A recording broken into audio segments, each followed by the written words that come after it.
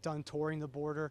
Vice President Harris has contended that you and President Trump, former President Trump, had tanked the bipartisan border deal that would have provided a lot more funding to support the border. What is your response to that? Well, look, the bipartisan border deal was actually a massive giveaway to illegal immigrants. It would not have solved any of the problems that Kamala Harris has caused.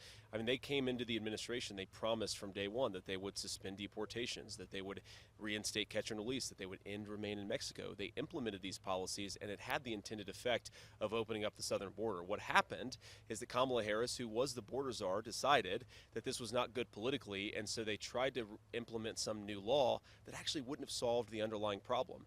They have the tools necessary. They just need to empower Border Patrol to tell people who want to come in illegally, you're not allowed to do that. They just need to use the authority that the border czar Kamala Harris has. I want to ask you about the former president's comments yesterday to the National Association of Black Journalists, where he said that Vice President Harris is, quote, all of a sudden black. As a father of 3 biracial children, did those comments give you pause at all?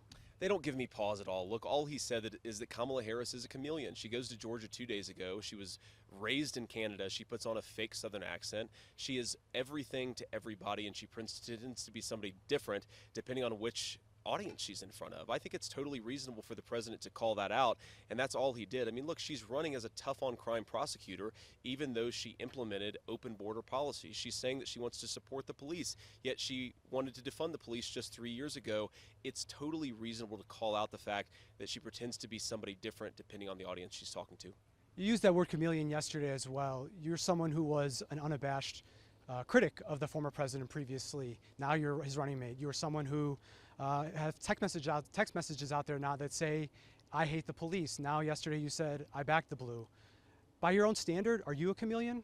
Look, I criticized Donald Trump 10 years ago, and we've talked about it, and I've made a good argument to the American people about why I think he was a great president and why I think he deserves re-election. That's different than going to Georgia 2 days ago and putting on a fake Southern accent when you were raised in Canada. So I think it's totally reasonable to change your mind. Has Kamala Harris stood for a tough debate with you and explained why she wanted to ban fracking and now she doesn't, or why she wanted to defund the police and now she doesn't, or why she wanted to open the border but now she doesn't? It's reasonable to change your mind. It's not reasonable to run and hide from the media and not answer the American people's questions. He was also asked yesterday if you were ready to be president on day one.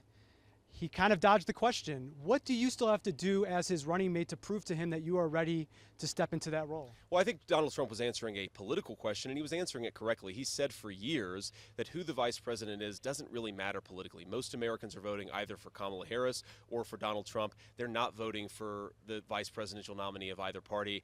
Look, I'm absolutely ready to be president on day one. I've been a businessman. I've been a United States Marine. I've been a senator. I can do the job, but politically, he's just right. People are voting for Donald Trump primarily. So why are you out here today then if you aren't necessary to this process? Well, I didn't say I wasn't necessary to the process. I can certainly make an argument that border czar Kamala Harris has failed the American people, but I think ultimately they're going to be voting either for Kamala Harris or for Donald Trump.